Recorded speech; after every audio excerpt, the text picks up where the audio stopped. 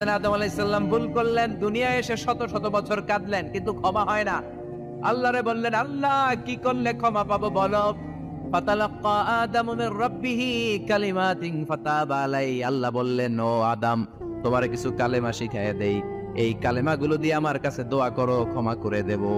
আল্লাহ শিখাইয়া দিলেন, ও আদম, দুই হাত তুলে চোখের পানি ছেড়ে আমার কাছে পড়ো, রব্বানা পড়েন, রব্বানা যালামনা আনফুসানা ওয়া ইন লাম তাগফির লানা ওয়া তারহামনা লানাকুনান্না মিনাল খাসিরিন। এটা শিখাই দিয়েছিল আল্লাহ। আল্লাহ, আমি জুলুম করেছি, অন্যায় করেছি, ভুল করেছি, পাপ করেছি, তুমি যদি ক্ষমা না করো, ক্ষমা করার কেউ নাই, ঠিক কি না? আমরাও পাপ করলে এই দোয়াটা পড়ার দরকার আছে না নাই? পাঁচটা শর্ত সাপেক্ষে আমাদের তওবা কবুল করবে কে?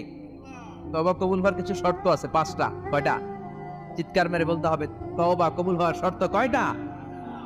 এক নম্বরে হচ্ছে আল ইকরা, acknowledgement. You have to give the acknowledgement that you are the greatest sinner on earth. আপনাকে ঘোষণা দিতে হবে যে আপনি এই পৃথিবীর সবচেয়ে বড় পাপী।